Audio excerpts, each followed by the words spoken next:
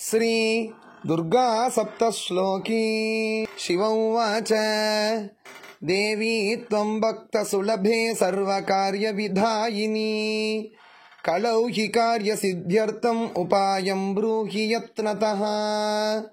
देव्युवाच शृणु देव प्रवक्ष्यामि कलौ सर्वेष्टसाधनम् मया तवैव स्नेहाप्यम्बा स्तुति प्रकाश्यते। अस्य श्रीदुर्गा सप्तश्लोकी स्तोत्रमन्त्रस्य नारायण ऋषिः अनुष्टुप् छन्दः श्रीमहाकाली महालक्ष्मी महासरस्वत्यो देवताः श्रीदुर्गा प्रीत्यर्थं सप्तश्लोकी दुर्गा पाठे विनियोगः।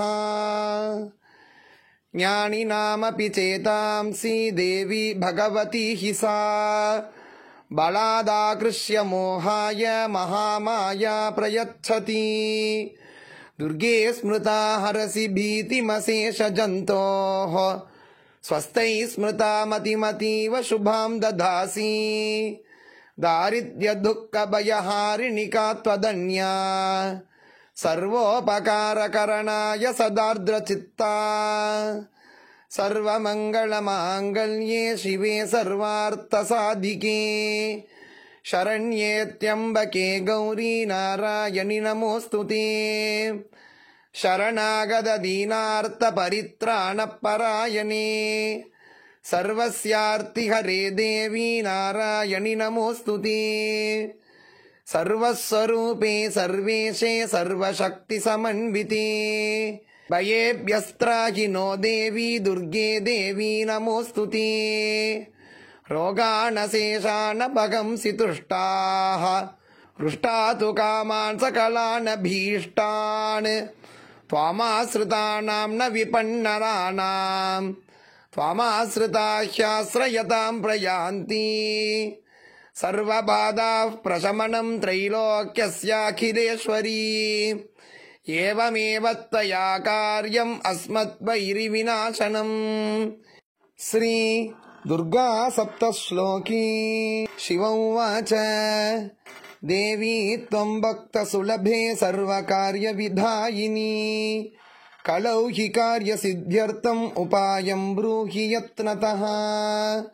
देव्युवाच शृणु देव प्रवक्ष्यामि कलौ सर्वेष्टसाधनम् मया तवैव स्नेहाप्यम्बा स्तुति प्रकाश्यते। अस्य श्रीदुर्गा सप्तश्लोकी स्तोत्रमन्त्रस्य नारायण ऋषिः अनुष्टुप् छन्दः श्रीमहाकाली महालक्ष्मी महासरस्वत्यो देवताः श्रीदुर्गा प्रीत्यर्थं सप्तश्लोकी दुर्गा पाठे विनियोगः। ज्ञानिनामपि चेतांसि देवी भगवती हि सा बलादाकृष्य मोहाय महामाया प्रयच्छति। दुर्गे स्मृता हरसि भीतिमशेषजन्तोः स्वस्तैः स्मृता मतिमतीव शुभां ददासि। दारिद्र्यदुःखभयहारिणिका त्वदन्या सर्वोपकारकरणाय सदार्द्रचित्ता। सर्वमङ्गलमाङ्गल्ये शिवे सर्वार्थसाधिके शरण्ये त्र्यम्बके गौरी नारायणि नमोऽस्तुते।